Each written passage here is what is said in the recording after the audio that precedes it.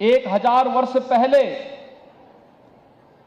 एक विदेशी आक्रांता सालार मसूद गाजी के हमलों को बेनकाब करने वाले महाराज सुहेलदेव को समाज एक प्रकार से विस्मृत सा कर दिया था।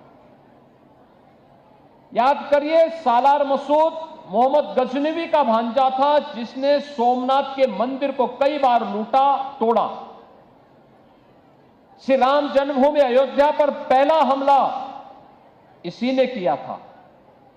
और जब वह भारत में 1033 में मंदिरों को तोड़ने के उद्देश्य से एक बार फिर से गजनी से निकला था, तो मथुरा से लेकर के बहराइच के बीच में पग पग पर उसके मार्ग में महाराज सुहेलदेव के नेतृत्व में हिंदू सेना, भारत के हिंदू राजाओं ने इतनी बाधाएं खड़ी की कि बहराइच आते आते उसके छक्के छूट गए और उसको पकड़ करके उसको वह दुर्गति की गई थी कि 150 वर्षों तक भारत पर कोई भी विदेशी आक्रांता हमला करने का दुस्साहस नहीं कर पाया था। लेकिन इतिहास ने महाराज सुहेलदेव के साथ क्या व्यवहार किया, उनका नाम इतिहास के पन्नों से गायब कर दिया गया। ऐसे ही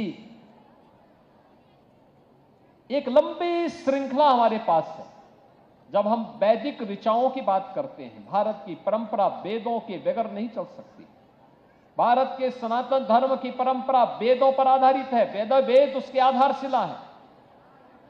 हम जब भारत के वेदों की परंपरा की बात करते हैं, एक कालखंड ऐसे भी आया जब कहा गया कि महिलाएं वेद नहीं पढ़ सकती।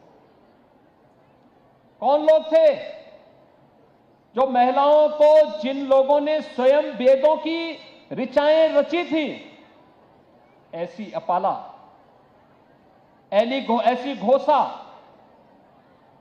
ऐसी विश्वारा नारा और गार्गी और मैत्री जैसे भारत की उन विदुषी नारियों के बारे में कौन ऐसा भारतीय होगा जो उनका स्मरण गाए बगाए न करता हो। हर भारतीय के मन में ये बातें सामने आती हैं।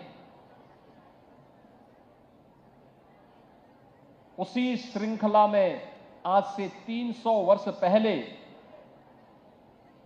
महाराष्ट्र के एक छोटे से गांव में एक बालिका जन्म लेती है और वही बालिका आगे चल करके मालवा के होलकर साम्राज्य की साम्राज्ञी बनती है।